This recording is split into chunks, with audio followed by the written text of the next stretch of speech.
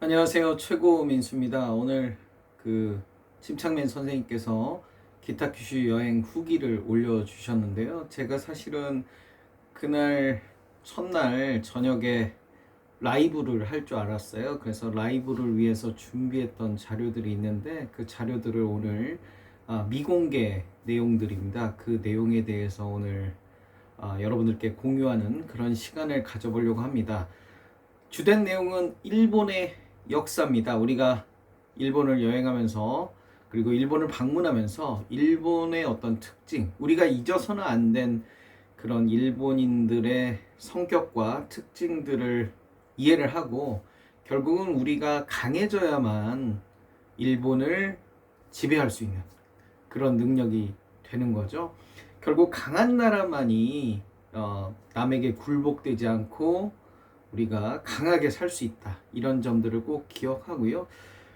과거에 한 100여 년 전에 힘이 없어서 우리가 좀 힘들게 살았잖아요. 이런 과거의 슬픈 역사들을 꼭 기억을 하고 우리가 버텨야 되겠다. 그리고 꼭 일본에게 자본주의 측면에서 승리해야 되겠다. 이런 점들을 꼭 강조를 드리고 싶어요. 우리가 재팬이라고 하잖아요.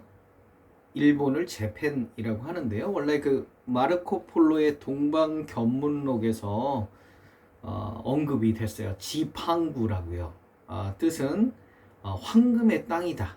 이렇게 이제 그 마르코 폴로가 지팡구를 언급을 했는데요. 실은 일본, 니폰이라고 일본 사람들은 그러죠. 한자로 일본 이렇게 쓰는데요.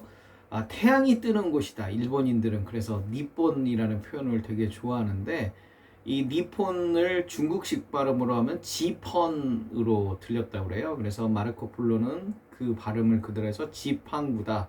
그런데 이 지팡구가 어떤 의미냐? 이 마르코 폴로의 그 동방견문록을 그 포르투갈의 엔리케 왕자 그리고 콜럼부스 우리 이탈리아인 콜럼부스가 그 책을 열심히 탐독을 해요. 그러면서 이 황금을 찾아서 떠나게 되는 거죠. 지팡구를 찾아서 콜럼부스도 떠나게 되고 엔리케 왕자도 자기들의 그 휘하에 있는 사람들을 보내서 이 황금을 찾는 그런 루트를 찾는 그런 노력들을 하는 거죠. 일설에 의하면 일본의 지붕들이 초가로 돼 있어서 초가집 색깔들이 황금색이었다. 그래서 이게 황금의 땅을 좀 착각한 거 아니냐 뭐 그런 이야기도 하고요. 또 일본이 은광이 되게 발달이 됐잖아요. 그 이제 기술은 우리 조선인들이 건너가서 전해준 그 은광 개발 기술을 발전을 시켜서 은을 굉장히 많이 생산했어요. 그래서 은의 어떤 중심지다 보니까 중국 입장에서는 은이 많으니까 금도 많은 거 아니냐 이런 생각으로 이 일본을 지펑구 황금의 땅이다 이렇게 보고 있었다. 뭐 그런 이야기예요. 제가 실은 일본을 가기 전에 가타카나하고 히라가나를 엄청 열심히 외웠었거든요. 그런데 막상 이제 회사 일이 바쁘고 또 책이 아들아 주식 공부해야 한다라는 신간이 5월 달에 나왔잖아요. 그래서 그 책 발매를 하면서 좀 까먹었어요. 우리가 가다까나라고 하잖아요. 그게 사실 이 한자가 진짜라면 약식으로 고친 가짜다. 이 거짓 가짜를 써서 가나 뭐 이런 표현을 한다고 그래요.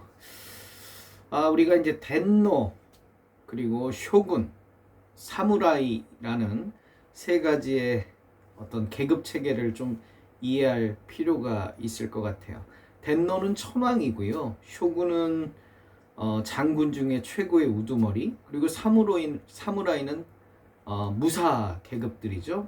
우리가 그래서 실제로는 지금 현재로서는 천황이 일본의 최고의 그런 자리에 있지만 한 상당히 오랜 기간, 한 800년 정도 됐을까요? 그 무사가 지배하던, 그러니까 무사의 우두머리인 쇼군이 지배하던 시기에는 덴노는 상당히 별 볼 일 없는, 덴노에게 충성하는 자는 반역으로 여기겠다 할 정도로 쇼군이 세상, 그러니까 무사의 우두머리가 세상을 지배하는 한마디로 좀 과격한 그런 무인 집단이었던 나라가 바로 일본인 거죠.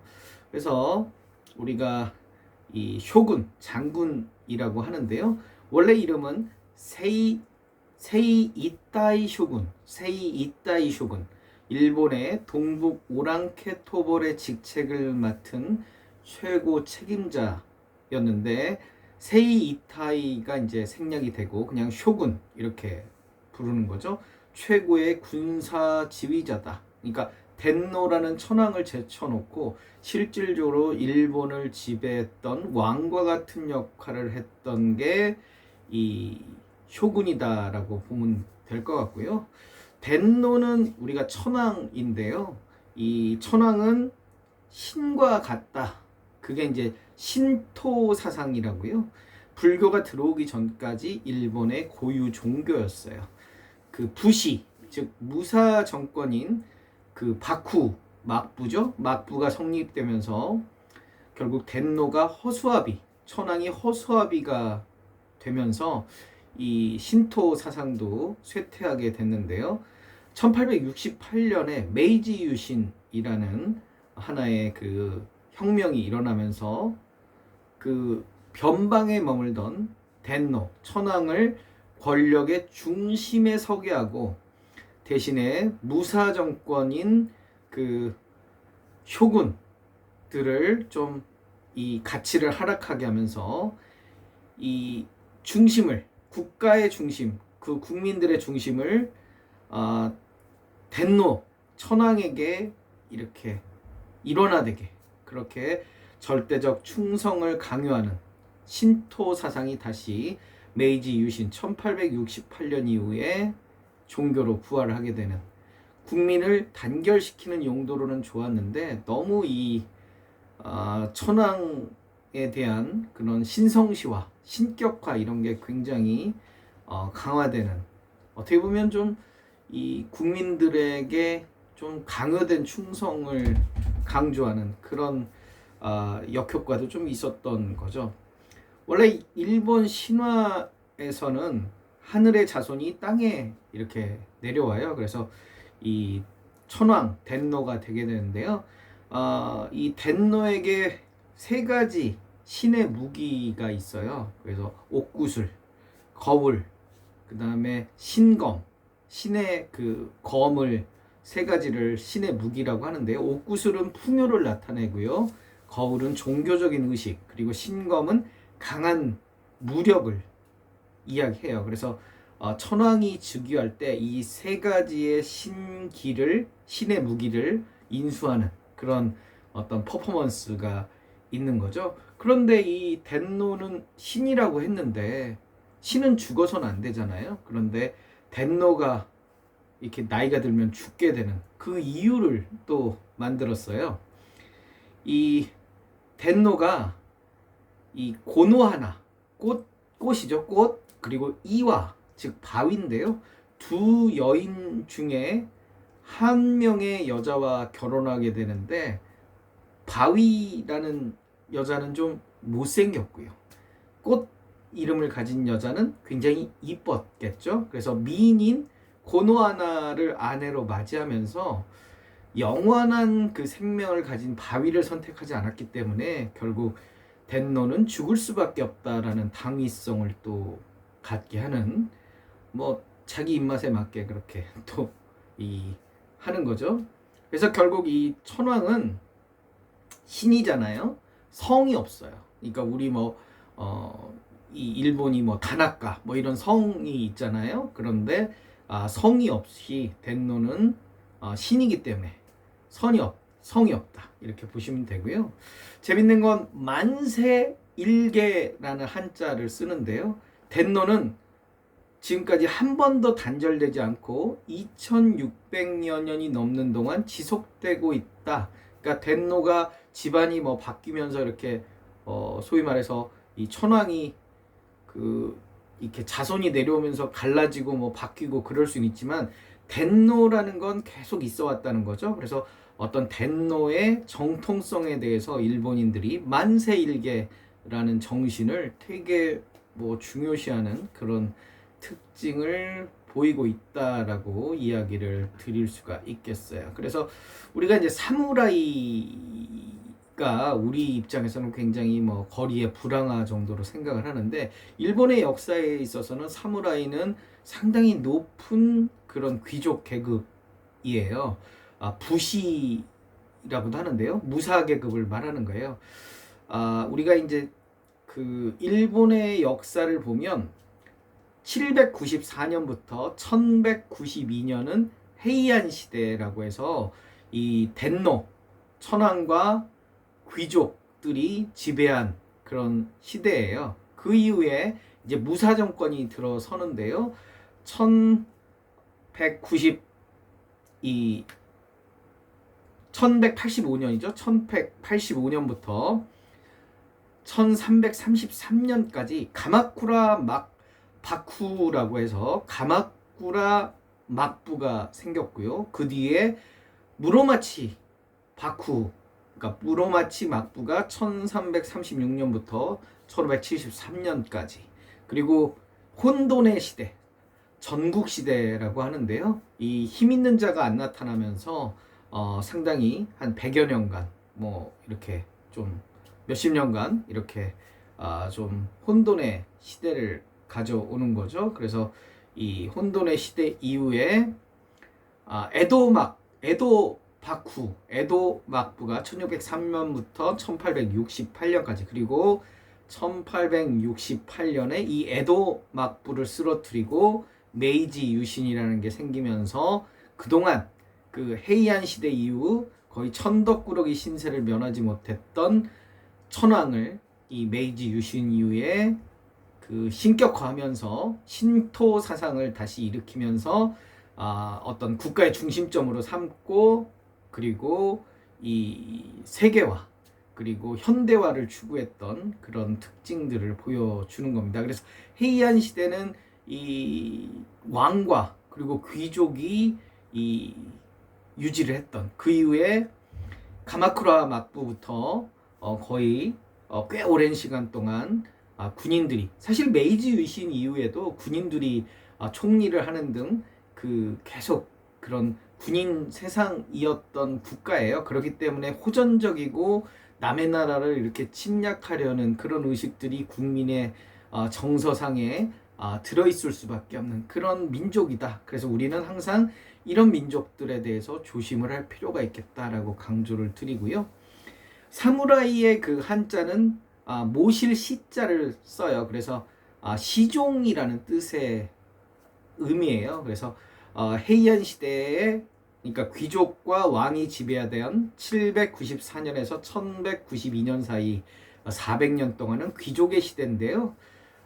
이 불모지가 많은 동부, 일본 동부 지방 새로운 땅을 개발한 뭐 개발 영주라든지 유력 농민들이 자신의 토지 그리고 생명을 지키기 위해서 무사 계급을 만들었는데요. 원래 농민 출신들인 거죠, 이 사무라이들은. 그래서 귀족들이 보기엔 상당히 천한 사람들이다 이렇게 했는데, 칼을 잡은 이들이 자신이 속한 영지에서 농민들을 무력으로 지배하고 폭력을 휘두르자 이런 그 사무라이들을 보고 동부의 그 부시들을 중앙인 교토 지역의 귀족들이 신변 보호용 시종으로 좀 써먹어야 되겠다, 그러면서 이제 사무라이들을 부르게 더는 거죠. 그런데 사무라이 세력들이, 칼을 찬 무사 세력들이 이 커지면서 귀족들을 결국 몰아나게 되고, 지네들이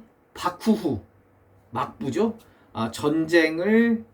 전쟁터에서 작전을 지휘하는 천막이라는 의미인데요. 그런 바쿠후 정권을 수립을 하게 되는 거고, 에도 시대 1603년부터 1867년에는 신분을 계급화하는데요. 부시, 즉 무사 계급은 귀족, 즉 벼슬아치가 될 수 있는 유일한 계급이 되는 거죠. 우리가 이제 사농공상이라고 하는데, 우리나라는 선비사자인데 여기서는 무사사자다. 그러니까 무사가 어떤 그 계급 사회의 정점에 있는 그런 나라가 일본이었다. 그래서 사무라이 하면 칼이죠. 그래서 칼은 사무라이 계급임을 나타내는, 귀족을 나타내는 그런 징표라서 꼭 일본에서는 그 사무라이들이 칼을 차고 다니는 그런 이유가 됐던 거죠. 그래서 우리가 이제 덴노 천황이 있고요. 그 다음에 쇼군, 아까 장군 중에 최고 우두머리, 그리고 사무라이 이렇게 나뉘는데요. 쇼군도 사무라이를 밑에 두지만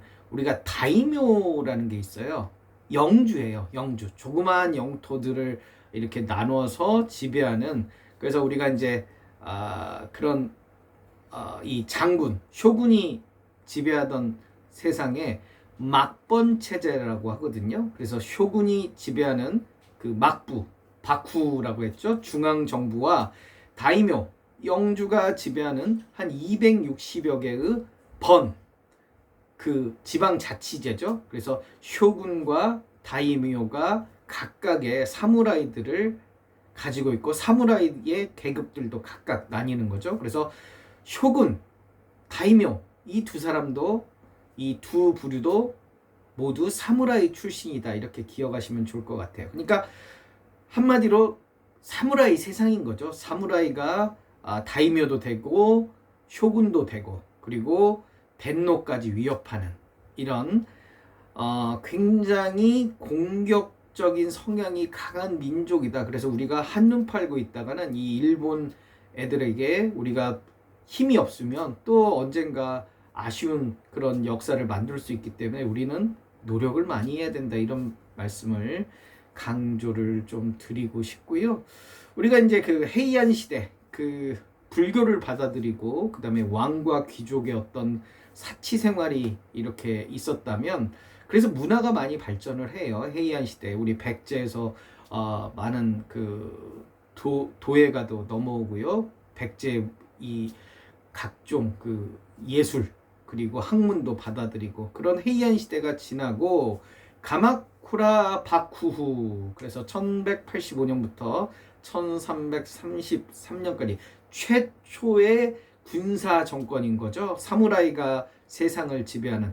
그래서 천황인 덴노를 허수아비로 세우고 무사들이 실권을 이렇게 가지는 그런 바쿠 시대의 700여 년의 역사를 연 가마쿠라 바쿠, 도쿄 인근의 가마쿠라에 이 막부를 설립을 한 거죠. 그래서 공식적인 수도 덴노가 살고 있는 교토와 실제 쇼군이 살고 있는 이 막부 가마쿠라, 도쿄 인근의 가마쿠라는 서로 위치가 달랐다. 그래서 덴노가 있는 교토 정부는 허수아비이고 덴노가 뭐 정치 활동도 못하게 하고요. 그냥 종교적인 의미만 갖는, 그래서 정치 권력을 아예 박탈시켜버리고 가마쿠라에서 모든 의사결정을 다 하는 거죠. 그래서 이 어떻게 보면 교토는 그냥 허수아비 그런 지역이었다, 이렇게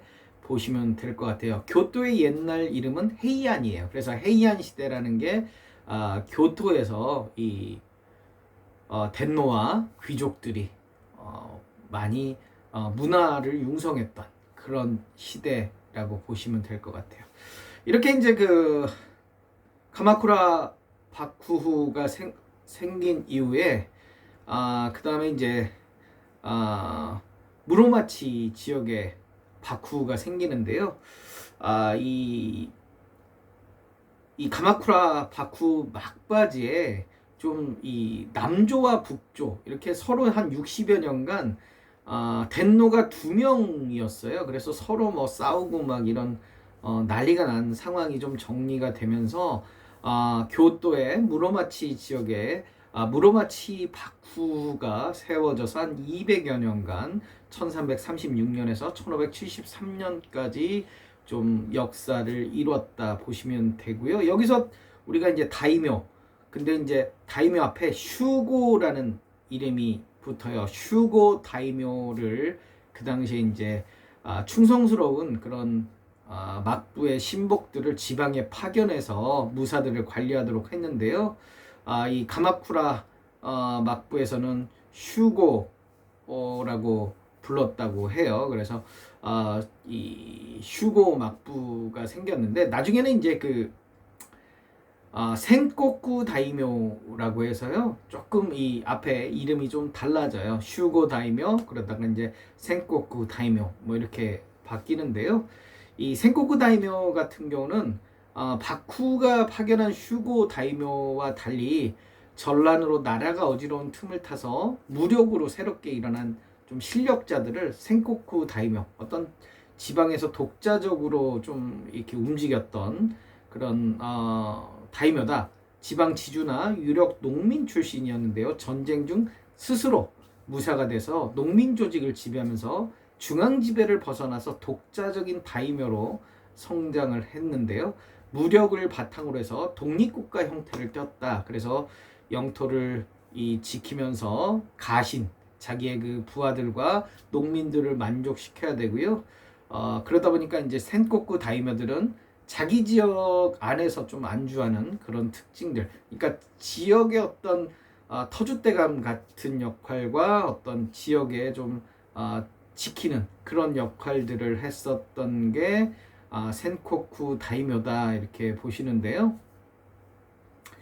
이 전국 시대, 그러니까 다이묘의 세력들이 어떤 쇼군보다 강해지면서 이 100여 년 남짓 그 센코쿠 시대가 좀 열리는데요.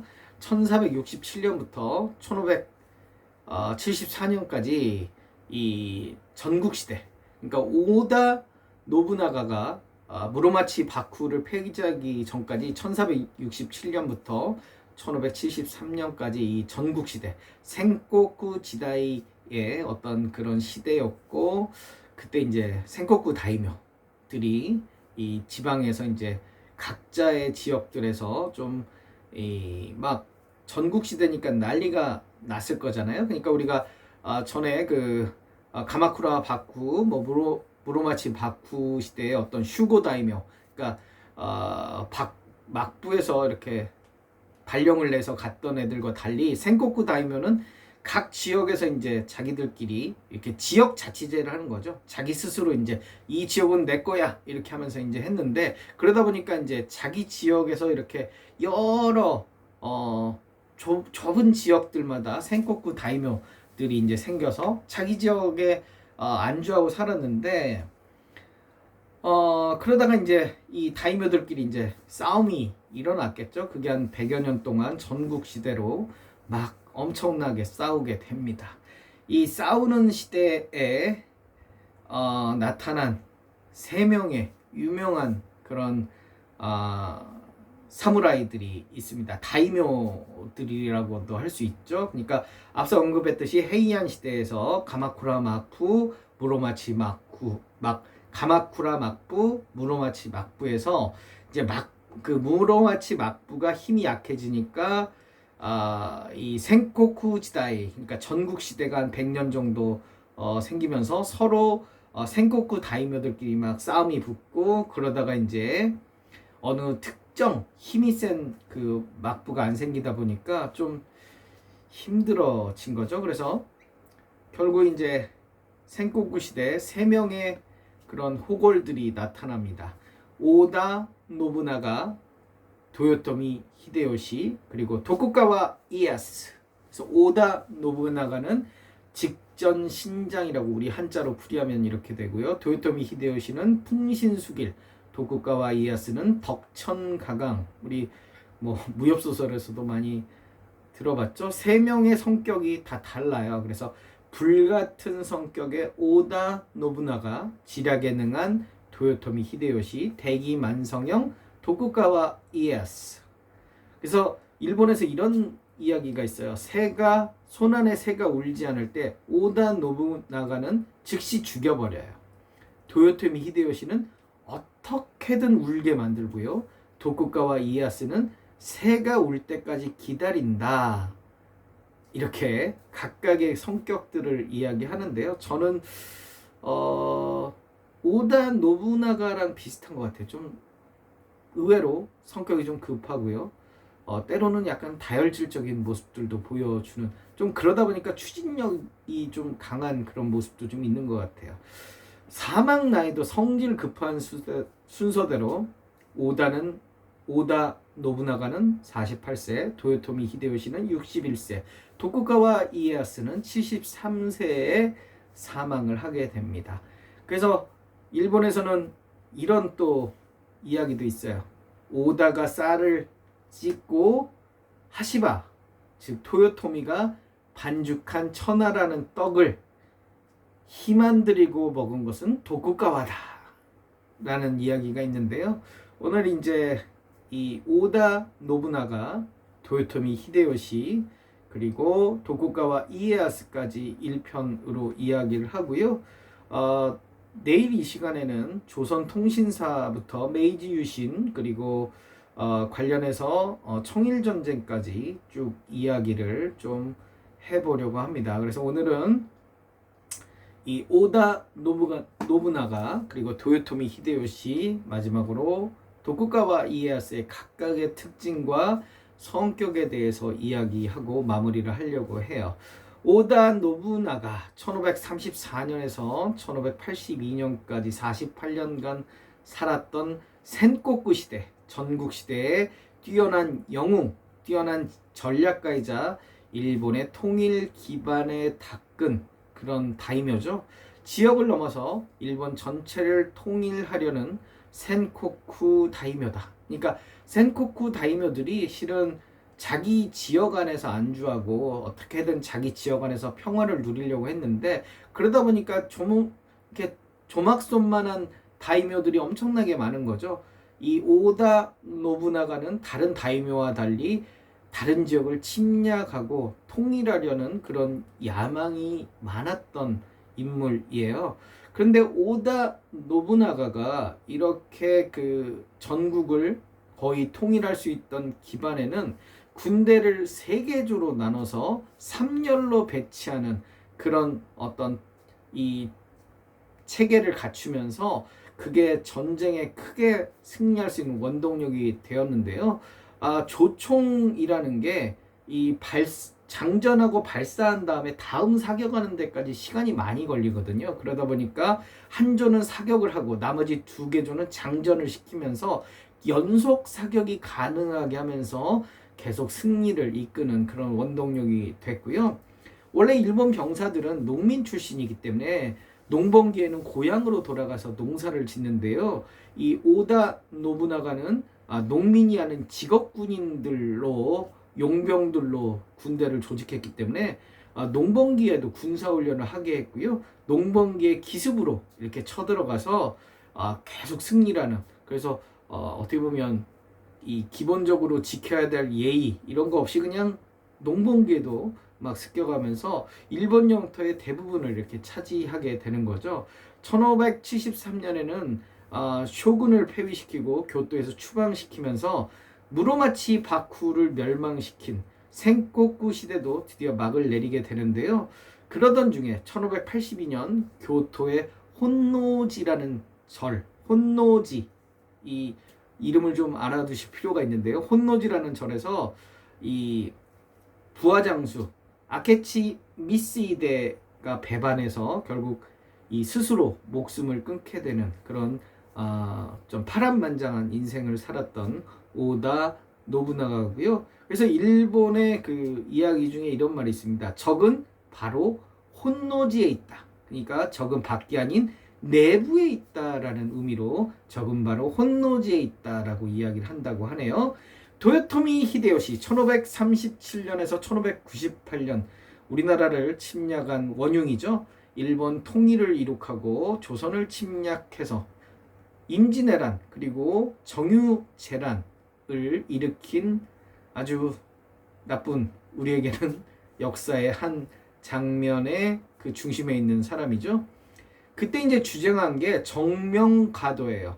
일본군이 명을 침략하고자 하니 조선은 명으로 가는 길을 빌려달라. 말도 안 되는 소리죠. 그래서 정명가도를 얘기했던 그런 사람인데요.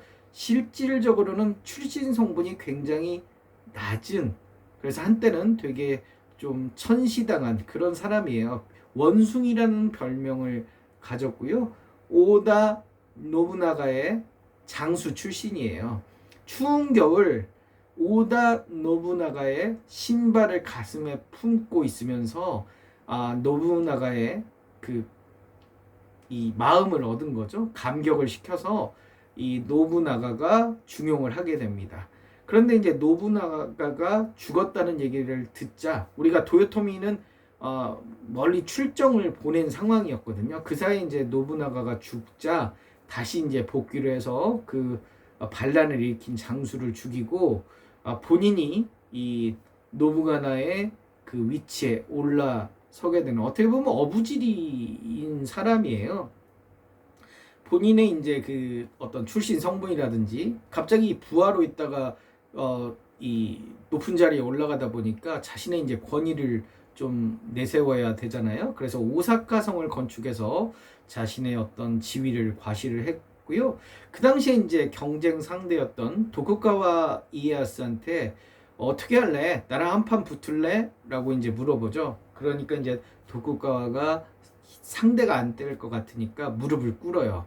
그래서 도요토미가 자신의 최대 정적인 도쿠가와를 기존에 본인이 지배한 다이묘를 빼앗고 교토에서 먼 변방인 에도로 보내요. 에도는 지금의 도쿄죠. 그래서 에도의 다이묘로 보내면서 도요토미 히데요시가 천하를 통일하고요.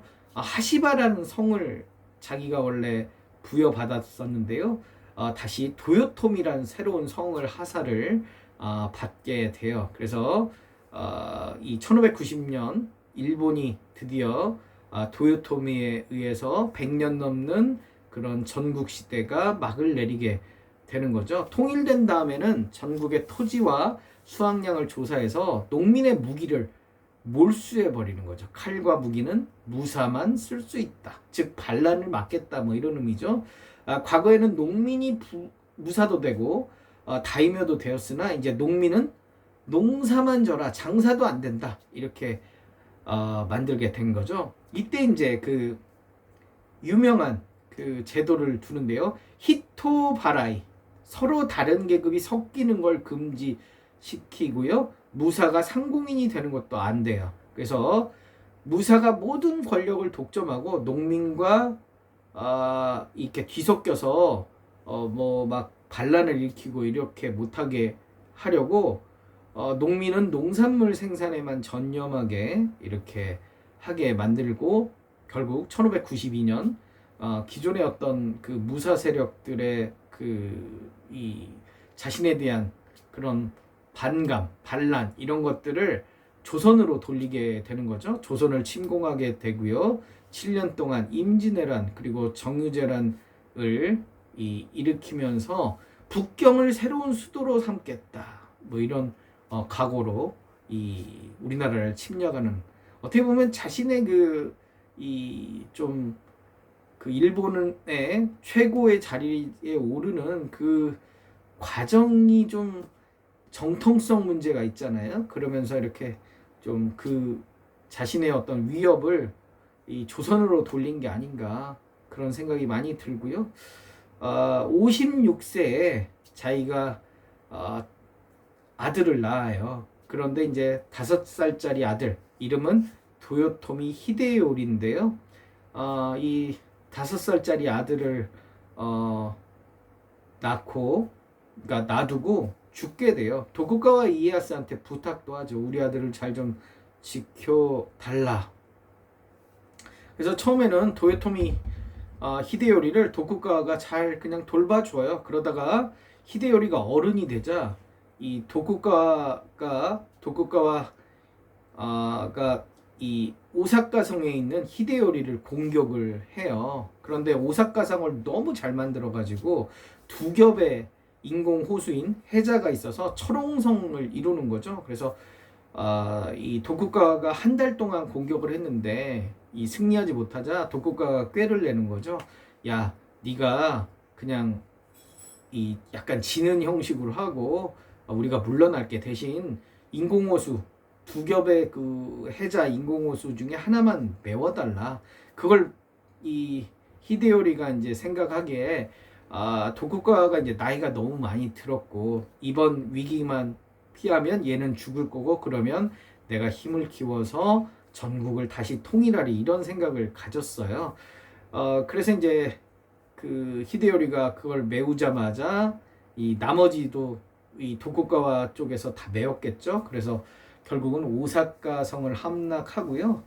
이 1585년 도요토미 히데요시의 명으로 세워진 이 오사카 성은 도쿠가와가 가만히 뒀겠어요? 다 전쟁 당시에 전소를 시켜버렸는데 1620년부터 1629년에 다시 재건해서 그러니까 원래 모양에서 상당히 축소해서 지은 게 지금 오사카 성의 규모라고 하거든요. 그래서 오사카 성에 그 뭐죠? 도요토미 히데요시와 도요토미 히데요리의 역사가 있는 거죠. 마지막으로 이제 설명할 사람은 도쿠가와 이에야스예요.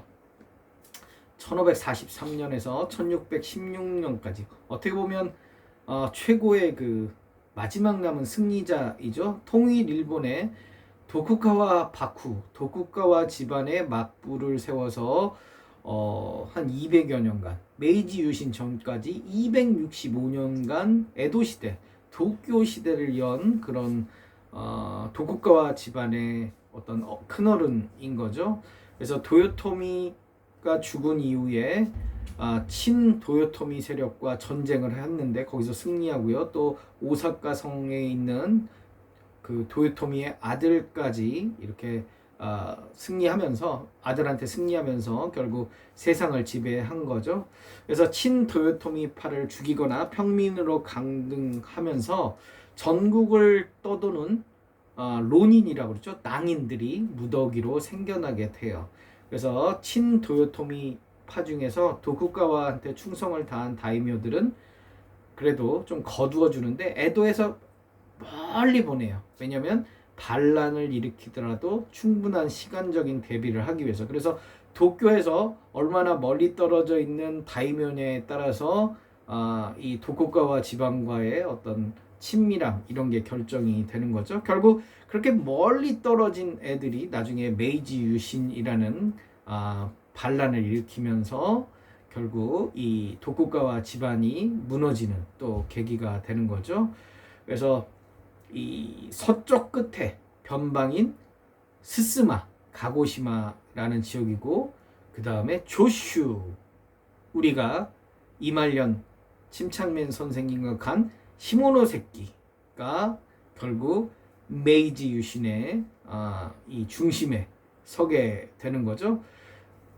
그러니까 에도 막부에서 멀리 이렇게 떠나 있으면서 그들이 실은 서양 문명을 이렇게 도쿄에서 관리가 안 되잖아요. 그러면서 서양 문물을 많이 받아들이게 되고 힘을 키우게 되고 그러면서 그 힘으로 결국 이 도쿄에 있는 막부를 무너뜨리는 그런 중심에 되게 됐는데요. 이 도쿠가와 이에야스도 결국 덴노를 억압했죠. 덴노한테 충성하는 사람은 반역이다. 덴노는 거의 유배 생활 당하는 수준으로 돈이 없어서 가난하게 살기까지 하게 되는 거죠. 도쿠가와 이에야스는 모든 경제의 기준은 쌀로 했고요. 병농을 분리했어요. 병농을 분리하는 이유도 이 반역을 일으키지 못하기 위해서. 그리고 쇄국 정책을 펼치게 돼요. 그러니까 다이묘들이 해외와 교류하면서 해외 문물을 받아서 이 도쿠가와 이에야스를 공격하는 거 아니냐라는 우려감 때문에 이렇게 쇄국 정책을 펼치고요. 무사계급은 성 안에서만 살게 했어요. 농민과 함께 사는 건 금지한다. 왜냐하면 이 무사계급이 농민을 군사 삼아서 무장 봉기하는 걸 막기 위해서 이 무사와 농민을 거리가 두게 하는 그렇게 했고요. 상공인도 농민과 분리해서 성 안에만 살게. 성 안에는 상공인과 그 다음에 무사계급만 살게 하는 이런 이 사회를 만든 거죠. 그리고 이제 무사계급도 전쟁이 이제 좀 잠잠해지고 이러면서 점차 무인보다는 어떤 문신, 관리적인 그런 측면으로 많이 변하게 되는 거죠. 사무라이 계급도 열몇 단계로 계급적인 그런 구분을 하고요. 무사는 칼을 차고 다닐 수 있게 이렇게 허락을 했습니다. 그래서 사무라이에게는 그 면책 특권이 부여되는데요.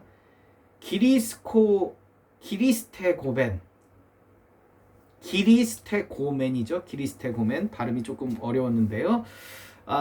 농민이나 아니 일반 상공인이 사무라이에게 무례하게 굴면 베어 죽여도 되는 일종의 면책권이 부여되는, 그러니 얼마나 공포스러운 사회였겠어요. 순종하고 그 위에 사람들에게 이렇게 눈밖에 나면 죽음을 당하기 때문에 그렇게 좀 순종적인 문화가 일본의 그 기본적인 기저에 있는 거죠. 친절함의 그 뒤편에는 살기 위해서. 그런데 이 전체주의라는 게 굉장히 무섭잖아요. 어떤 통일감, 이런 것들은 사실 공산국가와 별다른 차이가 없다라는 느낌도 좀 들어요. 그래서 이런 부분들이 결국 어떤 전쟁할 수 있는데 명분이 세워지는 거고, 천황이나 아니면 정치인, 총리가 전쟁을 하겠다 그러면 국민들은 아무런 어떤 의식 없이 따르게 되는 그런 우려감들도 좀 있지 않는가라는 좀 그런 역사적인 그런 이유를 좀 생각해 볼 수 있을 것 같아요. 그래서 이제 무사의 정신이라고 해서요.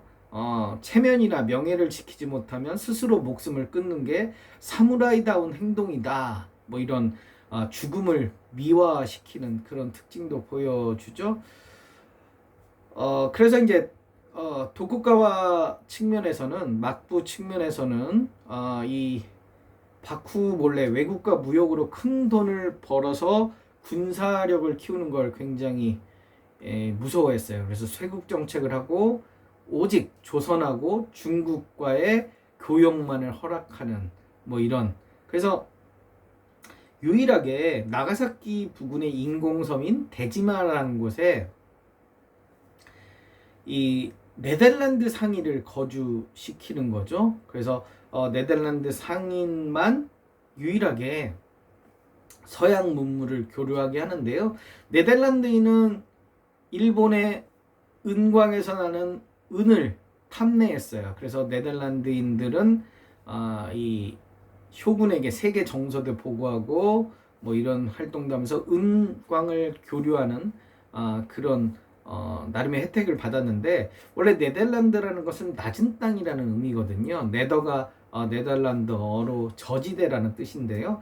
저지대 사람들은 이 굉장히 땅이 척박했어요. 바다 밑에 땅이기 때문에 농사도 좀 어렵고요. 그러다 보니까 그 중세시대 그 유럽의 일반적인 장원 문화라고 하잖아요. 영주가 이렇게 농지를 이렇게 운영하는 그런 어떤 대가 아니다 보니까 이 네덜란드는 천주교보다는 개신교, 신교도들이 많이 살았어요. 그래서 좀 종교의 자유도 있고 사상도 좀 자유로운.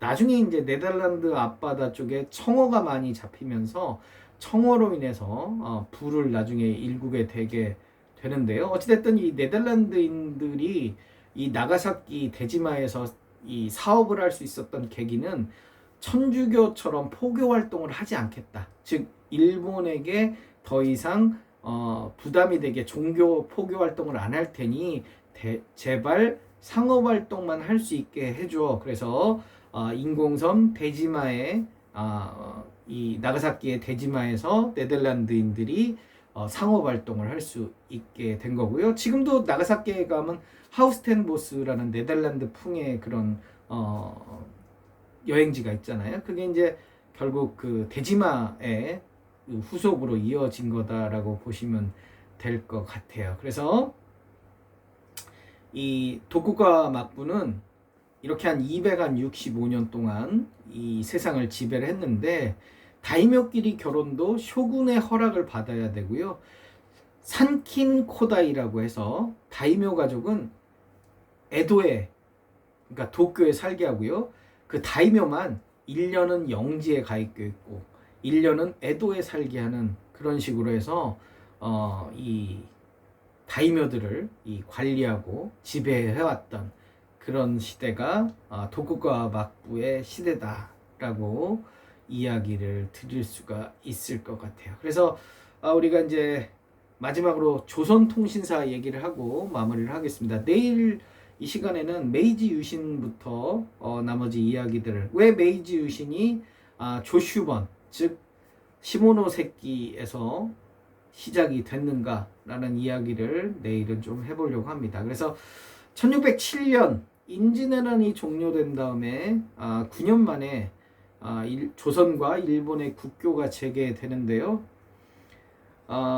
조선통신사, 그러니까 우리 도쿠가와 이에야스는 임진왜란에 참전을 안 해요. 왜냐면 도요토미 히데요시가 에도로 보낸 다음에 전쟁이 수세에 몰리고 좀 뭐 막 이러니까 좀, 야 도쿠가와 너도 좀 전쟁에 참여해 막 이러는데, 도쿠가와는 저는 저 다이묘로 에도에 간지 얼마 안 되고 좀 그렇습니다 하고 끝까지 참여를 안 하거든요. 어떻게 보면 그렇게 하면서 힘을 좀 기르지 않았나 싶은데요.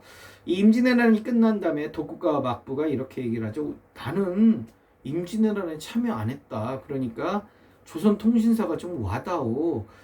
왜냐면 그 쇄국 정책을 펼치기 때문에 조선이 와서 그 문물을 전하지 않으면 안 되는 그런 상황이 된 거죠. 그리고 어떻게 보면 이렇게 이 외국 사절이 오는 경우들이 중국과 조선만 허락하고 나가사키의 대지마에서만 이렇게 허락을 하기 때문에 조선통신사가 오는 건 국가적으로도 하나의 일본에서의 축제예요. 그러니까 조선통신사가 온다는 건 새로운 쇼군이 탄생했구나라는 걸 국민들에게도 널리 알려주는 기회가 되는 거죠. 1868년 메이지 정권이 수립될 때까지 조선은 12번의 통신사를 임진왜란 이후에 파견을 하는 거죠.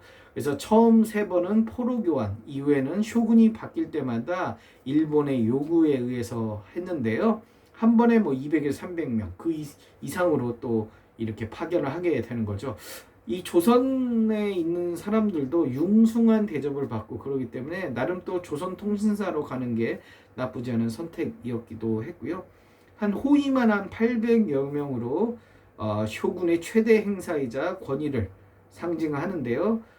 일본 측의 모든 부담으로 요즘 돈으로 한 600억 원대 이상의 비용을 썼다고 그러죠. 그래서 조선은 주작 등 유교를, 일본은 대신 담배와 고추를 17세기에 조선에 전해주기도 했어요. 아무튼 이 조선통신사가 오면서 일단 그 쇼군이 바뀌면 대마도 도주가 부산으로 가요. 그러면서 이 대마도 도주가 조선에 도착하자 부산에서 이제 조선통신사를 좀 모시고 가고 싶습니다. 이렇게 이야기를 하면 부산에서 이제 파발마가 가서 이 경복궁, 그러니까 서울까지 가는 거죠. 그래서 서울에서 이 조선통신사를 꾸려서 부산으로 내려오면 그 대마도 도주가 대마도로 이렇게 모시고 가서 풍랑을 보고 풍랑이 좋으면 이제 배를 타고 내리는 곳이 시모노세키입니다. 그래서 시모노세키에서 내려서 거기서부터 이제 육로를 타고 이 도쿄까지 가는 그런 일정으로 거치는. 그래서 우리가 그 기타큐슈 그리고 시모노세키 우리 이말년 침착맨 선생님과 갔는데 그때의 이야기를 결론을 내자면 결국 이 대마도에서 시모노세키까지 와서 그 조선통신사의 육로의 출발점이 바로 시모노세키였다. 이렇게 이야기를 드릴 수 있을 것 같습니다. 제가 이제 그 침착맨 선생님과 일본에 가서 이런 이야기들을 좀 밤에 이 선생님을 재우지 않고 눈을 초롱초롱하게 해서 하려고 그랬는데 선생님이 라면도 드시고 좀 첫날 좀 힘들어 하시고 그러셔서 제가 너무 많이 이렇게 음식을 이렇게 사드린 것 같아요. 저는 다 드실 줄 몰랐는데 어찌됐든 좀 죄송스럽게 생각하고요. 그래서 이제 이런 부분들을 좀 이야기하고 싶었는데 많은 이야기를 나누진 못했지만 그래도 이렇게라도 여러분들께 했고요. 내일 이 시간에는 나머지 부분들 메이지 유신부터 청일전쟁 이런 이야기들을 좀 더 해서 우리가 역사는 잊지 말아야 되겠다라는 측면에서 좀 이야기를 하려고 합니다. 어찌됐든 오늘 장시간 한 50분 정도 일본의 역사 일부 얘기를 했고요. 내일은 나머지 역사에 대해서 좀 이야기를 하겠습니다. 감사합니다.